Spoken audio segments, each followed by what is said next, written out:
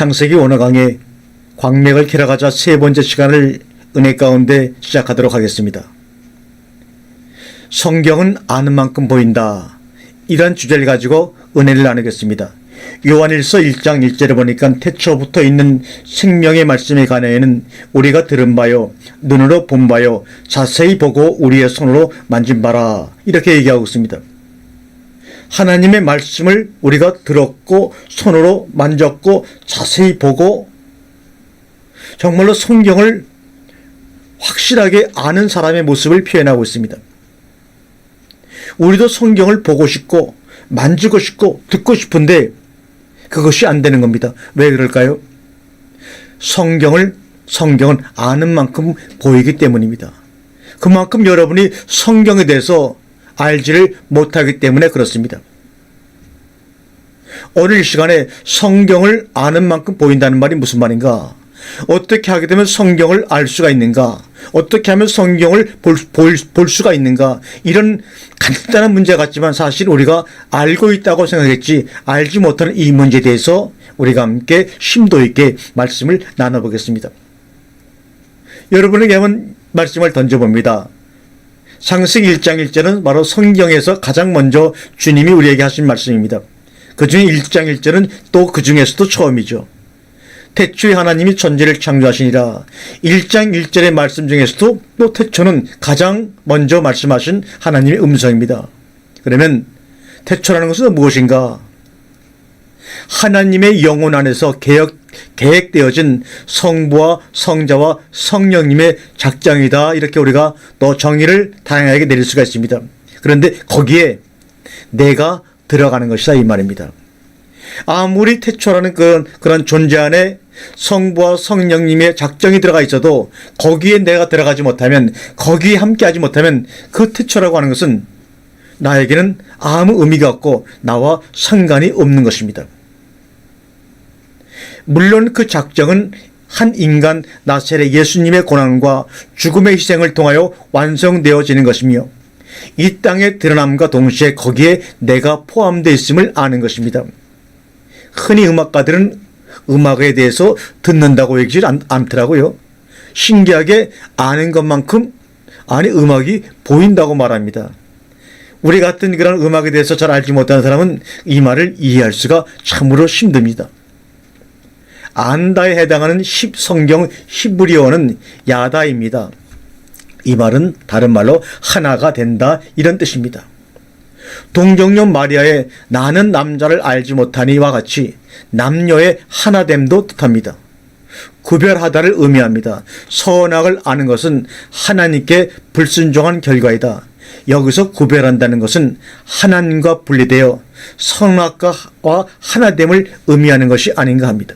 그러나 현대 서구적인 인식의 알은 주체와 대상인 개체 사이에 철저한 분리를 전제하기 때문에 성경적 의미의 암과는 다릅니다. 성경도 분명히 아는 만큼 보입니다. 다만 성경의 알을 연습하기 위한 훈련장이나 학교가 따로 없다는 것입니다. 혹자는 신학교가 성경의 알을 위한 장소가 아니냐 반문하겠지만 약간의 도움을 받을 수는 있겠지만 사실은 아닙니다. 성경을 알기 위한 도구는 아마도 깨달음이 될 것인데 이 깨달음은 성령 안에서의 믿음, 그 깨달음인데 각각 살아온 삶과 존재에 상하는 깨달음에 따라 성경의 진리는 그만큼 열릴 것입니다. 그러므로 우리의 의지가 작용했든 아니면 나의 의지와는 상관없는 환경이었던 성경적 입장에서 보는 성령 안에서 성경을 알기 위한 깨달음의 장이요 시간이었다는 것을 우리는 알 필요가 있습니다. 들을 길을 마련할 만큼 듣고 이해할 것입니다. 초보자는 초보적인 지식을 얻을 것이며 객관적인 이해를 추구하는 합리적 이성은 잡다한 역사적 지식들, 공감을 욕망하는 도취적 감성은 감미로운 사랑과 유래의 음성들을 듣고 볼 것입니다. 청중을 자극하여 대형 집회를 이끌려는 사람들은 또 그에 맞는 현세적 성공적인 구절들을 각각 발견해서 그것을 가지고 감정을 끌어내며 집회를 이끌어 갈 것입니다. 그러나 육체의 부활과 죽음 이후의 삶, 그리고 인류의 미래, 또 존재의 근원과 하나님의 작정과 나라 등을 사느냐 죽느냐의 진지함을 찾는 구도자들에게는 그 대답이 또한 성경 안에서 주어질 것으로 믿습니다. 죽음이라고 하는 블랙홀의 중심을 통과할 때 삶의 모든 기억들은 으깨어져 소멸되든지 전적으로 새롭게 재창조될 것입니다. 그렇다면 남는 것은 무엇인가? 우리 나이가 먹어 치매가 오면 사라질 인생의 기억들이 남을 리는 없습니다. 생시에 그렇게 집착했던 소유와 명예의 우울감이 남을 리도 없습니다. 그때 진짜로 남게 될 것은 죽음을 통과하신 예수, 그분과의 연합뿐입니다. 그분의 이름을 부르는 자는 그것을 통과합니다. 그러므로 죽음의 블랙홀을 통과하면서 소멸되어질 현세의 영혼의 부와 권세와 명예의 기억을 쌓는 일은 참으로 어리석은 일입니다. 예수 그리스도의 가르침과 말씀은 끊임없이 우리에게 그 점을 경고합니다. 너희를 위하여 보물을 땅에 쌓아두지 말라. 오직 너희를 위하여 보물을 하늘들에 쌓아두라. 내 보물이 있는 그곳에는 내 마음도 있느니라. 마태복음 16장 19절, 우리가 너무나 잘 아는 말씀들입니다. 들에 홀로 서 있는 고고하고 멋진 나무 한 그루를 묵상해 보세요. 그 나무의 어떤 고차원적 생명의 투영입니다. 왜 그런가? 나무라는 생명체의 물리적 형태를 만들어내는 과정 전체는 유전자라고 하는 DNA 안에 정보로 지배하게 되어 있습니다. 씨앗으로부터의 탄생, 그리고 언젠간 맞이하게 될 죽음까지 시간적, 공간적으로 펼쳐질 형체 정보가 바로 그 나무의 유전자 안에 기록이 되어 있습니다. 그 나무의 크기, 구조, 잎의 모양과 색깔 등의 외적 형태는 유전자에 기록된 정보에 따라 일사불란하게 시공간 안에 전개가 되어집니다. 우리는 바로 그것을 보고 나무에 대한 얘기를 하는 것입니다. 우리는 그 과정 전체를 볼 수는 없습니다. 그러나 우리가 보는 것은 그 전개 과정 중에 아주 일부분인 한 단면뿐입니다. 유전자에 집약된 고차원의 정보가 3차원의 공간 플러스 1차원의 시간 안에 전개도로 펼쳐집니다. 우리는 그 3 플러스 1차원의 전개도 중 2차원의 한 단면만 그림처럼 보고 그것이 보는 푸른 나무라고 얘기합니다. 이것이 바로 인간의 보는 시야입니다. 인간의 생각입니다.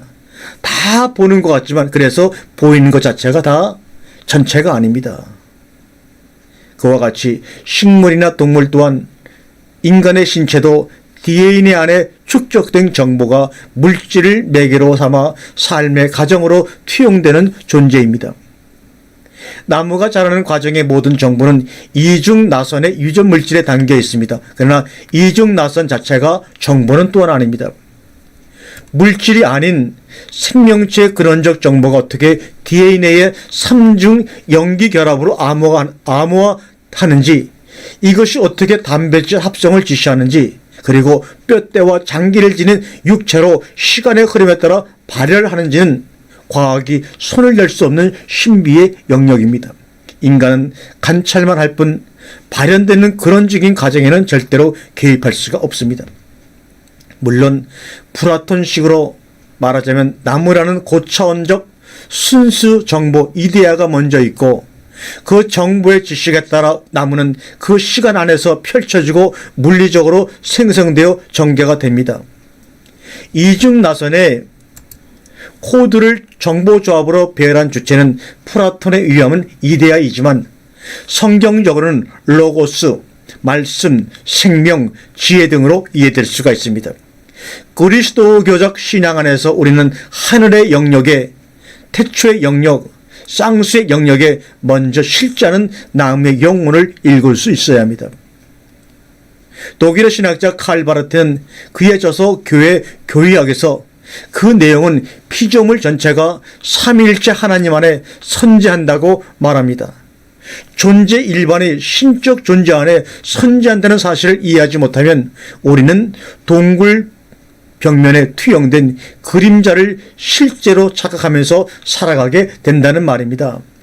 그래서 우리 주님이 이렇게 말씀하시죠. 내가 땅의 일을 말하여도 너희가 믿지 아니하거든 하물며 하늘들의 일을 말하면 어떻게 믿겠느냐.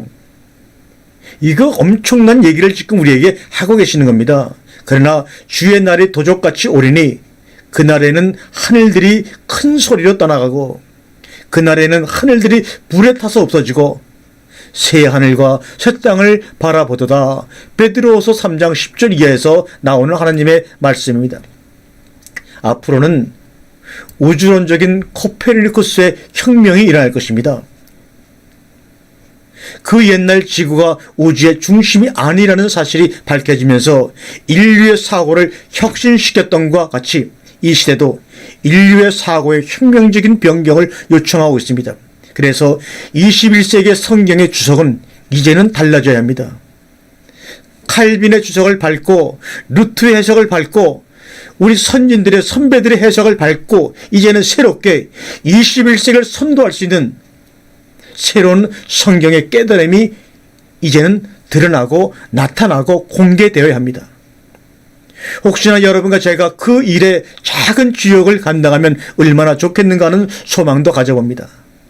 진화론과 세계 종교 일치 운동에 대항하는 것보다 시급한 문제는 암묵적으로 존재하는 개신교적 유물론입니다. 개신교적 유물론자는 자칭 유신론자이지만 살아가는 것은 무신론자의 삶과 같습니다. 그들을 실천적 무신론자들이다 이렇게 얘기합니다. 우리가 인지하는 일상의 시공간은 과거 쪽으로만 열린 추상적인 시공간입니다. 다시 말해 현재의 동시성과 미래적 방향으로는 닫혀있고 암흑중에 있습니다. 그러기에 혼돈과 혼란입니다. 우리는 사물을 동시적으로는 볼 수 없고 사물의 미래는 더더욱 알 수도 볼 수도 없습니다. 어떤 거대한 우주가 바로 내 곁에 1mm 안에 접근해 있다고 해도 나는 그것을 동시적으로 인지할 길이 없습니다. 나는 대상의 과거만 인지할 수 있기 때문입니다. 내가 보는 달은 3초 전의 달이죠. 내가 보는 저 별은 수억 년 전, 수백 년 전에 별을 보고 있는 겁니다. 내가 지금 저 환한 대낮에 보는 태양은 8분 전의 태양이며 별빛은 말도 안 되는 엄청난 과거 시간의 것이어서 어쩌면 지금 대부분 존재하지 않을지도 모르는 겁니다. 근데 그것을 보고 존재한다고 얘기하는 우리의 한계입니다. 현재 동시성 쪽으로는 곧게 닫힌 시공간이 열리기 전에는, 즉 하늘이 열리기 전에는 나는 가까이 있는 사물의 현재적 참모습을 전혀 알 수가 없습니다. 그래서 하늘이 열려야지만 우리는 참된 것을 볼 수가 있습니다. 하늘이 열린다는 것은 어쩌면 음악의 파동과 같을 것입니다. 음악은 과거, 현재 그리고 미래까지 연속된 끈으로 발현되기 때문입니다. 음악의 끈은 분리되지 못합니다. 작은 부분이라도 끊기면 곡 전체가 망가지지 않습니까? 하나님이 인간들을 창조하신 이유로 말씀하시기를 내가 그들로부터 찬양을 받기 위해서다 이렇게 얘기합니다. 그래서 창조하셨다고 하셨습니다. 이것은 어쩌면 시공을 초월하여 창조받기 원하시는 하나님의 마음의 표현이 아닐까 싶습니다. 시편 19편 4절에 보니 그의 소리가 온 땅에 통하고 그의 말씀이 세상 끝까지 이르도다. 얼마나 귀한 말씀인지 모릅니다. 여기에서 그의 소리할 때 소리는 히브리어로 보면 카우입니다. 카우. 이거는 우리가 우리 귀에 들리는 그 진동이 아니라 줄, 끈, 선이라는 것입니다. 과거 단면만 볼 수 있는 인간의 물질 세계에서 본래적 동시적 시공간이 열 때, 즉 하늘이 열릴 때 그것은 빨래하는 자가 그렇게 희귀할 수 없을 만큼 희고 세상의 모든 더러움을 소멸시킬 만큼 눈부시고 거룩한 빛입니다. 변화산상의 변화는 부활하신 자의 영적 몸을 예고하고 있는 전주곡입니다. 그 빛은 부활하신 예수의 나타나심 사건에서 그리고 다메섹 도상의 하늘로부터의 큰 빛에서 땅으로 강렬하게 비치는 것입니다. 변화산상에서의 변형의 빛은 하늘이 열리면서 계시되는 부활의 빛의 맛보기입니다. 그것을 베드로, 야고보, 요한은 보았고 바울은 보았습니다. 그리고 맛을 보아 알았습니다. 십자가에서 죽으시고 부활하신 예수 그리스도께서 이 세상과 저 세상 사이의 죽음의 경계선을 넘어 빛의 몸으로 아직 이 땅 세상에 남아있는 제자들에게 나타나셨다는 사건, 그리고 그리스도로서 우리 안에 들어오셔서 우리를 거처 삼으시고 상호내주 동고동락하시기를 원하신다는 이 사실, 세계사와 온 우주 안에서 유일무이한 그 사건에 전적으로 집중하는 신학이 바로 메레시티의 신학입니다. 태초의 신학입니다. 이것을 위해서 온 생명과 몸을 바쳐 여러분 앞에 이 말씀을 전하고 그 사이에 통로가 되길 원하며 징검다리의 사명을 감당하고자 하는 것이 바로 이 노 목사의 삶입니다. 죽음 너머로부터 빛의 몸으로 다시 오신 예수 그리스도의 참된 생명을 바라보기 때문에 베레시티 신학은 이 세상의 이별, 가정해체, 가난, 고독 등의 개인적, 사회적 절망과 불행 앞에서도 당황하지 않고 기쁨과 희망의 미래로 각각의 부르심에 응답합니다. 베레시티 신학은 이웃의 아픔에 무감각한 자들이 불의한 권력을 사용하여 부를 축적하는 불합리한 사회에 대해서도 값싸게 분노하지 않습니다. 오히려 인류가 인간 이외의 영적 존재 공동체 안에서 서로 분리됨이 없는 유적 의식을 회복하고 하나님 안에 완전한 공동체 인간이 되는 그날을 기다리고 있습니다. 메레시티 신학은 인간의 탐욕으로 빚어진 환경오염과 가정 파괴와 성적인 문란이라는 소식 앞에서도 성급하게 조바심을 내지 않습니다. 오히려 어린 양과 사자가 어린 아이와 방울뱀이 함께 어울려 뛰놀 수 있는 저 새로운 하나님의 나라를 바라보며 수정과 같이 아름답게 펼쳐질 새하늘과 새 땅을 향해 지금 이곳에서 한 발 한 발 나아가고 있습니다. 베레시티 신학은 허블 만원경이 찍은 수억 개의 은하들의 반짝이는 사진에 감탄하지만 하나님이 창조하신 이 우주의 참된 구조는 죽음의 숙명에 붙들리는 인간의 제약된 시야에는 포착되지 않으며 인류의 현재 사고력은 이해되지 않습니다. 베레시티 신학은 현대과학이 이룩한 3차원의 신화들을 부활의 눈부신 비단에서 비신화합니다. 베레시티 신학은 불행과 비참과 죽음의 절망 앞에서 당황해하거나 놀라지 않는 것은 그 모든 삶의 정황들이 잠시 후면 사라져 다른 장면으로 바뀌는 그림자의 홀로그램이고 가상현실임을 알기 때문입니다. 내일 값비싼 벽지로 새로 도배할 집에서 마귀는 잉크와 물감을 낡은 벽지에 뿌려대면서 때로는 인간의 핏자국을 뿌리면서 벽에 그려진 불행과 절망의 자국이 실제인 것처럼 마치 내일 모두 뜯겨지고 새로 도배되지 않을 것처럼 헛세를 과시합니다. 도배는 물질의 변형입니다. 메레시티 신학은 마귀의 참으로 절망적인 시도 위에 죽음 너머로부터 오는 참된 빛을 조용히 비추어 줍니다. 죽음을 건너가셨던 바로 그분이 이 세상과 저 세상 사이의 죽음의 경계선을 건너 나타나셨습니다. 죽음 이후 빛의 몸이신 그분이 죽음 이전에 있는 어둠의 육체들 앞에 서셨습니다. 저쪽에는 죽음 위에 참된 영의 몸이, 이쪽에는 죽음을 앞둔 그림자 육체가 서로 대면하고 대화하고 접촉을 합니다. 베레시티에 계시는 죽음 앞에 선 인간의 절망을 죽음 이후의 희망으로 전환시킵니다. 영원한 생명의 빛이 죽음의 절망이란 인류의 저주임을 밝히고 이제 그것이 그림자와 가상 현실이 되었다고 폭로합니다. 베레시티의 계시는 희망상실의 인간 세상을 상대화시키고 인류의 죽음 너머의 영원한 희망으로 인도하면서 스스로 유일무이한 계시 사건임을 확인합니다.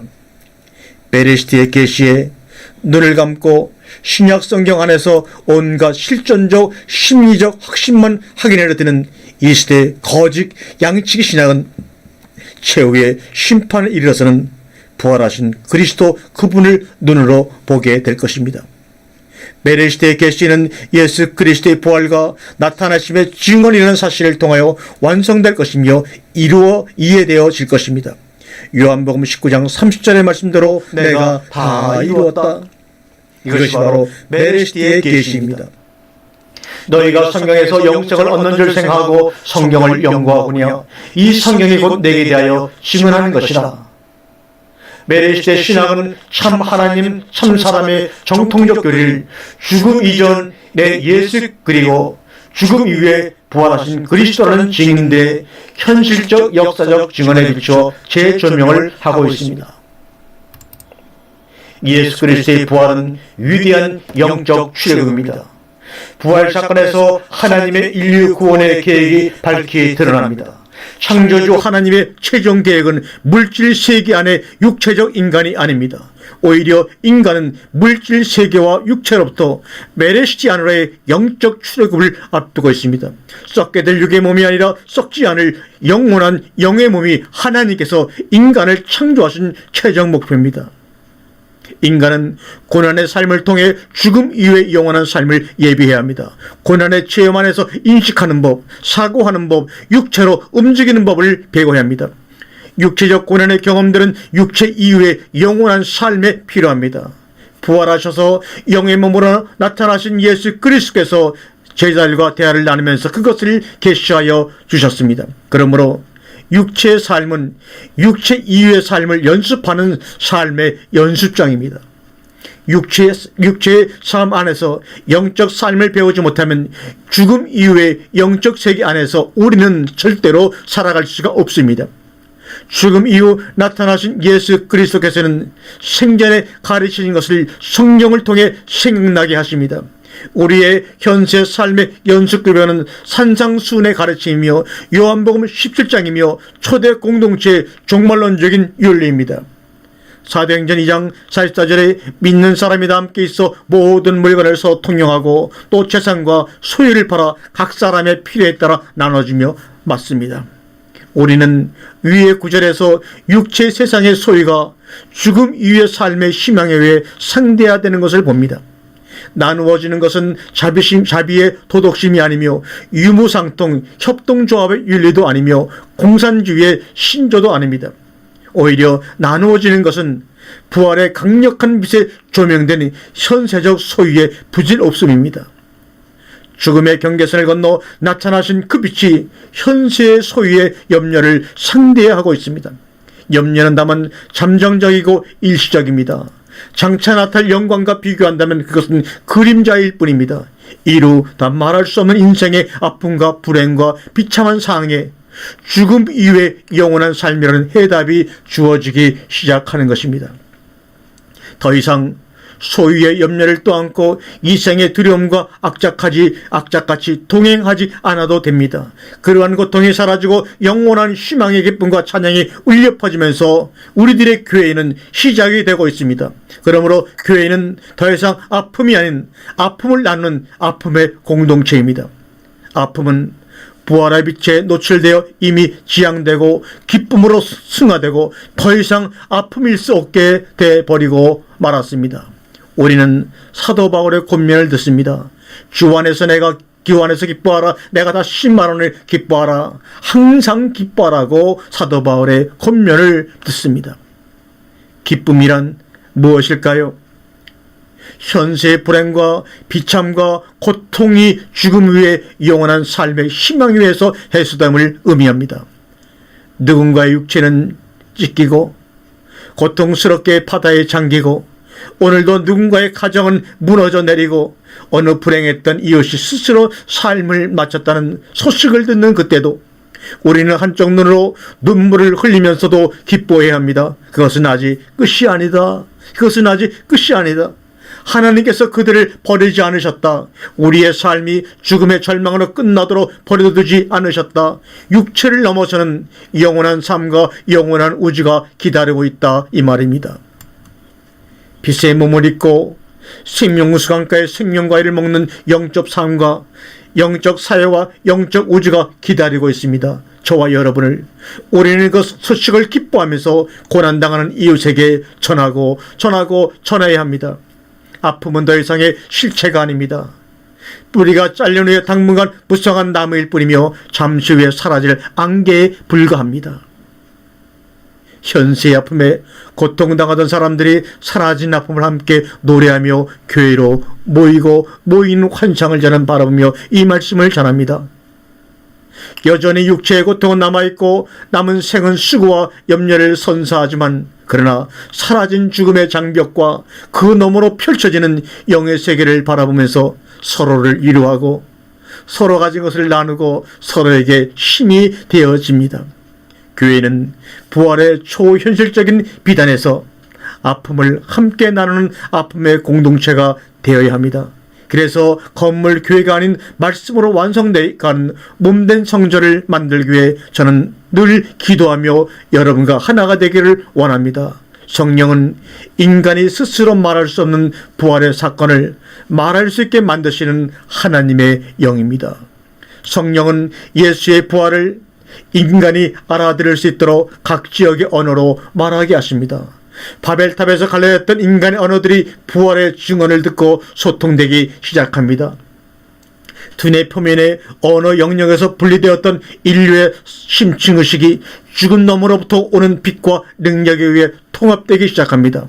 죽었던 영들과 뼈들이 살아 짜맞추기를 시작합니다. 아픔의 공동체가 형성이 되기 시작합니다. 성령은 부활하신 그리스도의 영이십니다. 죽음 이후에 영원한 생명을 가리키지 않던 영은 현세적 인간의 영에 불과합니다. 성령은 인간으로 하여금 죽음 이유를 말하게 하시고 죽음 이유를 증언하는 공동체를 형성하게 하십니다. 그 공동체 이름을 이제부터 베레시티 공동체라고 부르겠습니다.